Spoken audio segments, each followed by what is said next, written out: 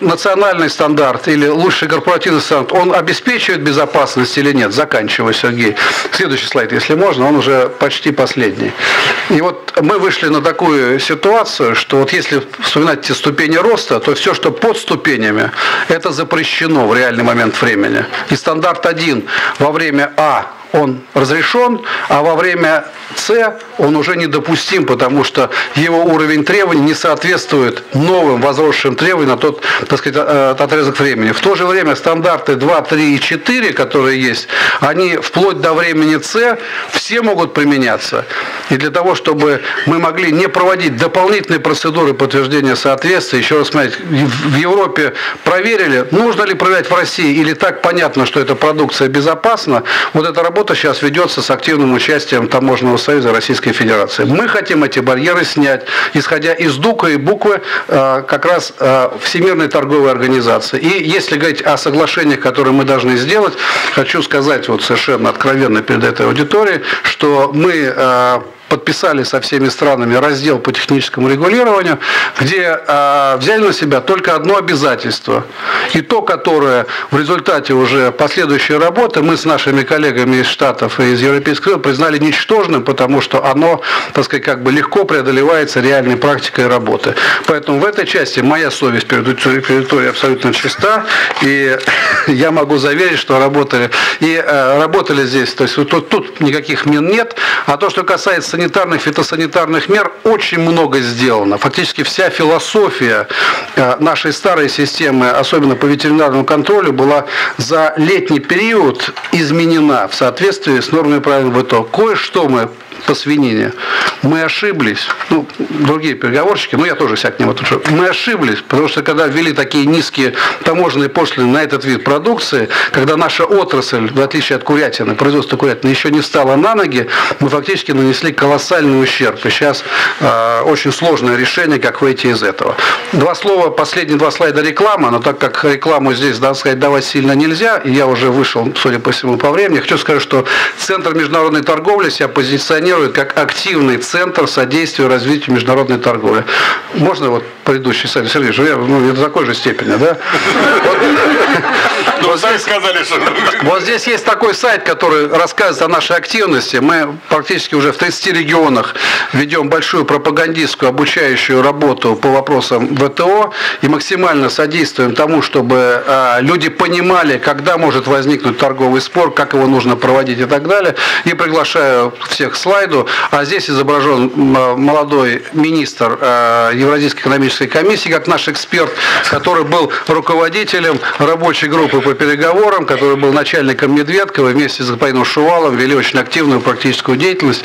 Поэтому прошу любить и жаловать наш сайт. Все вопросы готовы ответить. Спасибо. Спасибо большое. В том числе и за рекламу. Здесь уже упоминали вопросы, так сказать, бизнеса.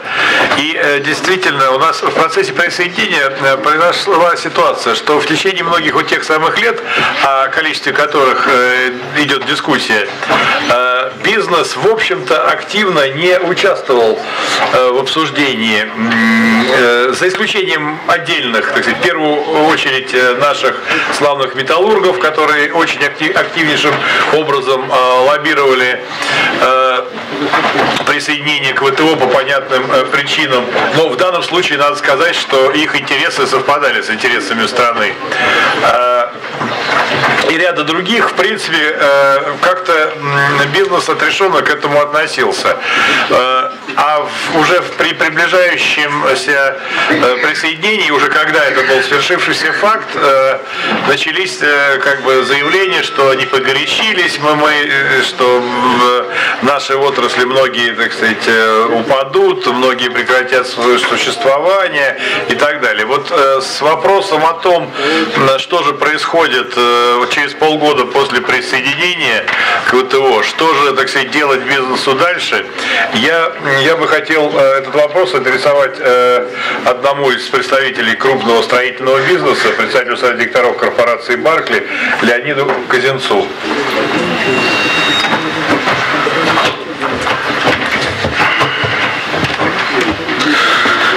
Добрый день, спасибо. ВТО не регулирует строительство. Вам повезло. Да, в некоторой степени, сейчас поймем, не надо торопиться с выводами. Поэтому в некоторой степени я на этой сессии достаточно случайно, я разговаривал с организаторами о том, что мы будем говорить действительно о том, что станет с строительной отраслью и строительством жилья в ближайшее время в связи с тем, что Россия все больше и больше является частью глобального рынка. Меня направили сюда. Хорошо. Открытие ВТО, конечно, открывает рынки, внутренние рынки для инвестиций, капитала и услуг и приводит к росту конкуренции. Это замечательно. Надо, чтобы недвижимость строили у нас, потому что недвижимость ее нельзя ни импортировать, ни экспортировать. И в этом смысле как раз недвижимость ни в какой степени не регулируется экспортными или импортными правилами, что является значительной степени основой ВТО. В этом смысле я вспоминаю старую шутку о рекламе зубной щетки, о том, что наша зубная щетка проникает даже в самые труднодоступные места, но не забывайте, что все-таки это зубная щетка. И в этом смысле вступление в ВТО, как ни странно, вычищает многие вещи, которые глубоко запрятаны во всяких труднодоступных местах. В первую очередь мы начинаем сравнивать эффективность экономик. Знаете, давайте сравним с тем же Китаем, который вступил в ВТО раньше нас, по поводу которого мы много обсуждаем, как он себя ведет в ВТО. Бедные жители Китая, когда у них началась программа строительства жилья, имели по 3 метра на человека. По 3. В 1987 году 10 квадратных метров на человека. Сейчас 30. В России 20. Факт. Китайцы строят, за прошлый год построили 800 миллионов квадратных метров. В России 60. Такое сравнение мощности экономик. При том, что если мы посмотрим национальный стандарт удобного жилья Китая, то там подразумевается, что там спальни, гостиная, кухня, туалет, кладовая, балкон, обязательное помещение для стиральной машины со сливной трубой. Сдача жилья без кухни и туалетов исключена, при этом из площади жилья исключаются площади кухни и санузла. Это разумно, в общем, не живем в кухне и санузле. То есть, поэтому мы говорим о том, что это очень высокое качество жилья на самом деле. И они далеко нас опережают. Я не говорю про скандинавские страны или Америку, где 80 квадратных метров. У нас 20. Почему? На мой взгляд, мне кажется, там есть 2-3 причины, которые не позволяют нам так же быстро интегрироваться в рынок, скажем, строительства жилья, как мы работаем на рынке экспорта или импорта сырья или каких-то средств народного потребления. Потому что это создается здесь и сейчас. И западные подрядчики не могут работать на российском рынке в силу внутренних наших ограничений, в силу как раз тех самых барьеров, о которых мы говорим. Причем они являются естественными и искусственными. В первую очередь мы много говорили о техническом регулировании. Сейчас, в последнее время, благодаря большим усилиям строительного сообщества, мы практически добились о том, что европейские строительные нормы и проекты, созданные по евронормам, могут применяться на территории Российской Федерации без перепроектирования. Это значит, что завод, который работает в Финляндии, может быть построен в Карелии. Первые шаги. Мы говорим много о том, что еврокоды будут применяться на территории Российской Федерации при проектировании. Насколько то, что строится в России, не соответствует тому, что лучшие мировые практики, допустим, 16-этажный кирпичный дом в России строится 1,5 года и 600 тысяч человек часов. Китайцы строят за 16 дней 27 тысяч человек часов. Самые сильные компании международные, кстати, не только китайские, турецкие, финские, по рейтингу компаний, имеют эффективность выработки на одно рабочее место до 17 раз выше. То есть наш рабочий за то же время той же квалификации производит продукции в 17 раз меньше. Соответственно, у нас зарплата должна быть в 17 раз меньше. Но с этим никто не согласится. Причем я абсолютно не уверен, и, кстати, задача ВТО как раз направлена на то, чтобы не защищать в значительной степени отечественного производителя. В области строительства я совершенно не уверен, что наших производителей нужно защищать. Многих из них надо гнать Чем быстрее, тем лучше. Поскольку их бизнес держится на монополизме территориальном доступа к государственным заказам и к земельным участкам. И как только этот монополизм будет сломлен, рынки будут открыты, количество земельных участков, которые любой подрядчик, национальный или зарубежный. Причем заметьте, что для того, кто будет жить в этой квартире, это совершенно не важно. Финский, турецкий, китайский или отечественный подрядчик построит квартиру, которая будет стоить с отделкой $250 квадратный метр. Это китайские цены. 500 евро с отделкой, болгарские цены.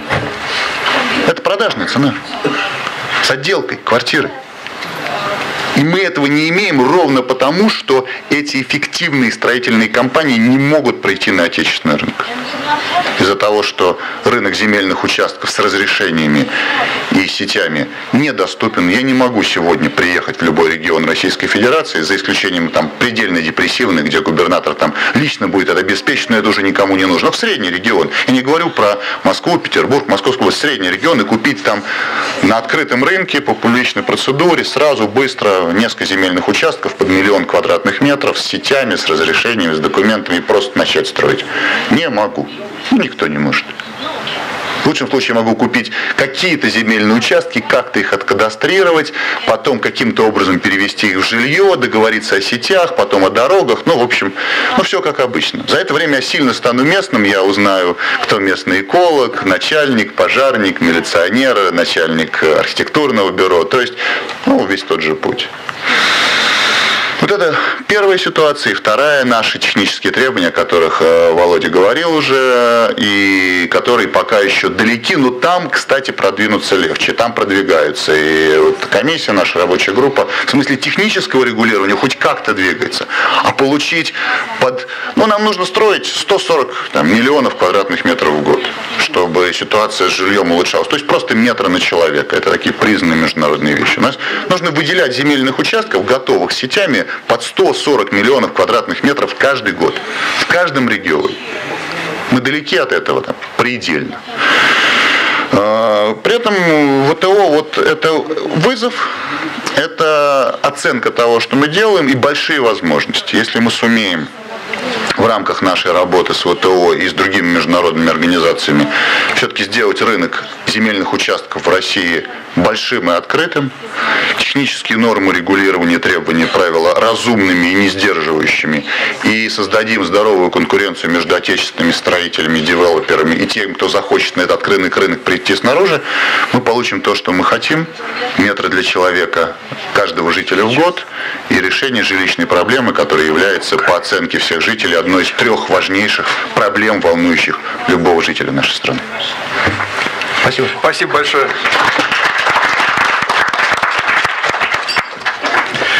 Будем считать, что вашей отрасли повезло, раз она не регулируется правилами ВТО. Хотя это не совсем так. То есть, непосредственно, да, я с вами согласен, но поскольку смежные области, даже элементарно промышленность стройматериалов, торговля, все эти правила, так сказать, конечно, затрагиваются, так сказать, на наш взгляд, вроде бы, так сказать, различными. В основном, наверное, повезло еще в том, что затрагиваются в основном положительными факторами, так сказать, нашими обязательствами по улучшению ситуации с транспарентностью всех этих мер, всех этих правил технического регулирования и прочее. Чтобы, так сказать, нам, хотя меня тут уже так обвиняли, так сказать, в том, что мы тут сегрегацией занимаемся, для соблюдения тогда паритета, я теперь предоставлю слово опять нашим иностранным коллегам. Что такое, так сказать, что не получается.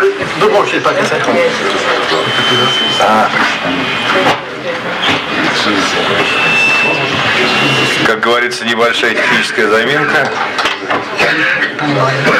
Вы можете это делать. Что там такое? Хорошо, спасибо. Да. Это, в области технического регулирования у нас еще есть проблемы. Вот, и хочу предоставить слово господину Аслунду, профессору Института международной экономики имени Петерсона, который многие годы занимается проблемами экономическими в Российской Федерации и может совершенно справедливо считаться одним из крупнейших зарубежных специалистов в этой области. Прошу. Thank you very much, Sergey. Большое спасибо, Сергей. Я очень рад сегодня быть здесь. И я вижу здесь человека, с которым я вместе работал в 91 по 94 год. Он был советник российского правительства. И для меня я очень рад, как активно развивается рыночная экономика в России, какой сильной она стала. И именно из этого я исхожу при рассмотрении присоединения к ВТО. Я постараюсь кратко рассказать и сосредоточиться на нескольких основных проблемах в отношении того, что такое для России вступление в ВТО. И первая тема, о которой я бы хотела сказать, и она, в общем-то, соответствует тому, что говорил Ричард Булвин ранее, что большие страны, крупные страны не имеют общих интересов в ВТО. И я всегда подчеркиваю, что Россия на данный момент наиболее развитая из всех стран БРИК. И россияне часто сами не понимают этого. И в этом плане, в первую очередь, мы должны учитывать доход на душу населения. Россия впереди Бразилии. Можно сказать, что он равен Бразилии, но эти обе страны значительно опережают Индию и Китай. Потом у нас есть еще 3 показателя, которые также довольно интересны. Люди всегда говорят о прямых инвестициях, прямых иностранных инвестициях в России, что они очень низки. Однако они не так высоки в Китае, но это неправда. Если вы рассмотрите прямые иностранные инвестиции, общий объем, их объем на душу населения, то окажется, что Россия, эта цифра превышает в 7 раз показатель Китая. Конечно, Китай имеет гораздо большее население, но тем не менее. И также на 20% этот показатель превышает Бразилию. Основная сила России состоит, конечно же, это образование. Большее количество людей здесь получает высшее образование, чем, например, в США. Или в большей части стран Евросоюза. И гораздо больше, чем в Бразилии. И еще одна особенность России это состоит в том, что Россия очень сильно связана и очень развиты средства связи. По распространенности мобильных телефонов Россия находится на одном из лидирующих мест. После нее идет Бразилия, и что касается распространенности интернета, то тут показатели будут аналогичные. Что я хочу сказать? Конечно же, Россия очень крупная страна, и задача ее состоит в том, чтобы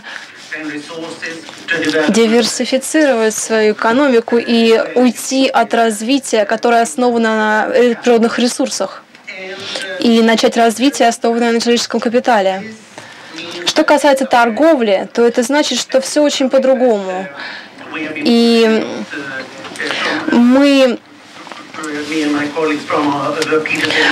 мои коллеги из Института Петерсона, которые рассматривают торговые отношения России, говорят о том, что стандарты,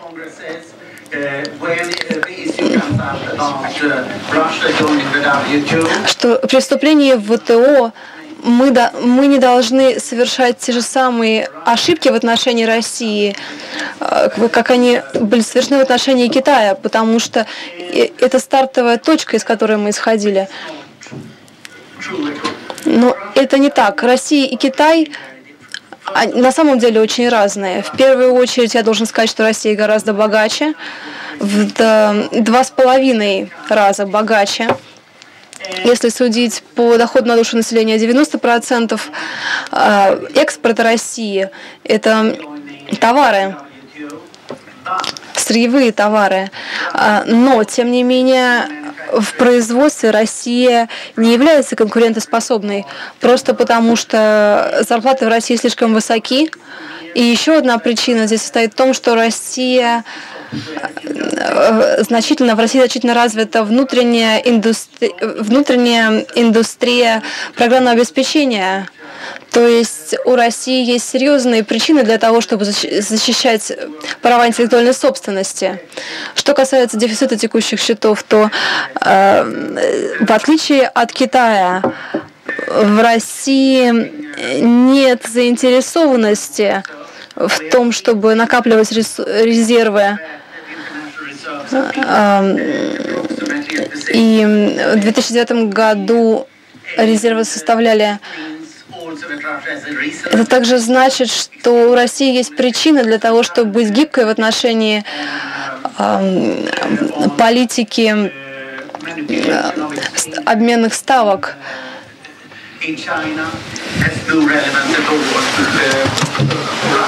Russia and the United States are actually on the same line when it comes to exchange rate policy in this regard. So therefore, it should basically be quite easy to accommodate Russia. And here I'm just taking the World Bank David Tarr numbers for what Russia should gain from WTO accession. And the emphasis that I would put here is that Russia's gains will mainly come, as Mr. Kazinets here said very properly, from more competition. As a foreigner, when you come to Russia, you're just struck by how high the prices are. And if you go to Kiev, for example, in the same shops, foreign shops, for the same foreign goods, you would pay 1/3 or 1/4 of the price for the same goods, which shows how poor the competition here is functioning. And this is particular, as we just heard about the construction sector, and more broadly in business services. And it's also a question of foreign direct investment. I've just said that Russia is doing reasonably well in foreign direct investment. Of course, Russia can do far better. Smaller West European countries attract more foreign direct investment than Russia does. And the critical thing is, can the WTO accession be a game changer? Can it switch Russia's growth from energy to human capital? And this is the reason why Russia should be very positive to the WTO. Having said that, of course there will be fights. There will be a lot of problems. And then you wonder, why doesn't countries like Kyrgyzstan and Armenia or Moldova have any problems with complaints in the WTO? Well, because they are too small to matter. Russia is big, and therefore it matters. Complaints to the WTO are being brought up when companies of significance get irritated with a problem on the market. To Russia, this is really a benefit, because this means that the agreements, the commitments do matter for the actual behavior. So rather than being disturbed by it as a nation, certain interests certainly should be disturbed, Russia should consider this an advantage. So what problems are we likely to see? We're already seeing car recycling fees have raised significantly significant complaint to from the European Union. Intellectual property rights is a steady complaint from the United States on particular audiovisual issues. The sanitary and phytosanitary regulations just mentioned by Mr. Salamatov here about the pork issue, that will be an intricate issue. I have no particular views on it, but it will certainly be a big concern from the United States against Russia. Where I do have views, that's on the customs union with Kazakhstan and Belarus. And here I think that we will see lots of serious concerns, and they are of various kinds. One issue is that Kazakhstan and Belarus are not members of the WTO today. Probably Kazakhstan might join the WTO within a year, but certainly not Belarus. Belarus is not by any standard a market economy today. And I and most foreigners simply can't understand how one can have a customs union with a country that does not have a market economy. Another aspect is that Russia has in this connection raised some customs tariffs. Our Nordic paper people, the Swedish and Finnish paper people are now complaining about the number of paper tariffs that have been raised after they have been agreed for WTO accession. This is something that could become an issue quite early on, and the justification is the customs union. So this could be very complicated. And then we have a question of state aid. It's now commonly said that half of production in Russia comes from state corporations, and this raises a lot of complications in the WTO. Something that, a problem that has disappeared though, that's energy, because US domestic gas prices are now far lower than Russian domestic gas prices, natural gas prices, so that is gone. So I should say here first that what should Russia push in the WTO? I think that there is one big issue that would be very good for Russia. That's a multilateral investment agreement. I've recently written a policy brief on this. And the issue is that this is a big piece that is missing in the global economic architecture. There are now large and rather balanced foreign direct investments, and there are lots of bilateral investment treaties. They look pretty similar, and Russia has a good reason to push it, namely the problems with state corporations and sovereign wealth funds. China has exactly the same concerns. So this would be a very good issue, to my mind, for Russia and China, for that matter, to push in the WTO and in the G20 process. And finally, my consideration is that Russia is likely to benefit greatly from WTO accession, but it would be from new companies and much of it from foreign direct investment. And a good example here is the automotive industry. Russia used to produce 1 million cars a year. These cars are no longer produced, but about as many new cars are now being produced each year from Western companies that have established here. Soon they will double production. The nation will benefit from this, but the old enterprises will dislike the destruction. This is creative destruction in Joseph Schumpeter's terms, and there will be much more of this. In the WTO process, there's no reason to expect honeymoon. This will be a big fight from early on, and well taken, Russia can benefit from it, but it will not be pretty politically. And for Russia's best, I think that is vital that Russia adjusts to the WTO. Thank you very much. Спасибо большое. Ну, прежде чем передать слово еще одному выступающему, хотел бы буквально, так сказать, два замечания, ну не замечания, две реплики, какие замечания, не вправе. Вот, конечно, то, что наша страна впереди планеты всей по количеству высшего образования, и в этом смысле БРИКС находится на первых ролях, это, конечно, хорошо, но вот завтра у нас весь день посвящен так и человеческому капиталу, в том числе и образованию проблем, а также здравоохранению и прочее. Я думаю, что мы в дискуссиях там неоднократно услышим завтра, если кто придет, что, как говорил Владимир Ильич, лучше меньше да лучше. И, может быть, столько людей с высшим образованием, и с таким высшим образованием, которое в основном есть у нас в стране, нам, наверное, и не надо, так сказать. Хотя, может быть, я не прав. И второе, вот, конечно, я, ну, в общем, с удовольствием